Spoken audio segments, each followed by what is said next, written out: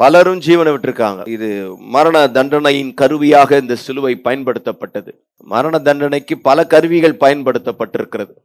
உதாரணமா electric shock கொடுத்து, நாற்காலியில உட்கார வச்சு எலக்ட்ரிக் ஷாக் கொடுத்து அதன் மூலமா மரண தண்டனை. அது தண்ணி இல்லாத காட்டுல கொண்டு போய் விட்டுட்டு சாகிற வரைக்கும் அங்கேயே விட்டுட்டு வந்துடுவாங்க. அல்லது கல்லால எரிஞ்சே மரணம் அடிப்பாங்க, இல்ல கத்தியால குத்தி, அல்லது துப்பாக்கியால சுட்டு, இப்படி பலவிதமான மரண தண்டனையின் கருவிகள் உலகத்தில் இருந்தால் சிலுவையும் அந்த நாட்களிலே மரண தண்டனையின் கருவியாக கருதப்பட்டு இயேசு அந்த நாளில் சிலுவையில் அறையப்பட்டார். என்ன சொல்ல விரும்புகிறேன், மரண தண்டனைக்காக பயன்படுத்தப்பட்ட எந்த கருவியும் அடையாளம் பெறவில்லை. சிலுவை மட்டுமே அந்த அடையாளத்தை பெற்றிருக்கிறது.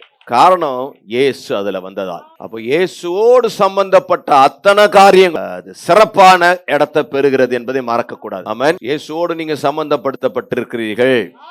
ஆமென். அப்போ உங்களுடைய வாழ்க்கையும் சிறப்பான இடத்துக்கு தான் வரும். சிலுவைக்கு நீங்க வந்தீங்கன்னா நீங்க சிறப்பான இடம். சிலுவையிலிருந்து இறங்கி வா என்று உலகம் சொல்லும். நீ சரியான ஆளா இருந்தா, உண்மையான மனுஷனா இருந்தா, மீச வச்சிருந்தா, நீ மட்டும் சரியா அப்படிலாம் கேட்டு உணர்வுகளை தூண்டி சிலுவையில இருந்து இறங்கி வா இறங்கி வா இறங்கி வா என்று சொல்லி கூப்பிடுவார்கள். ஒரு நாள் இறங்கி வந்துடாதீங்க.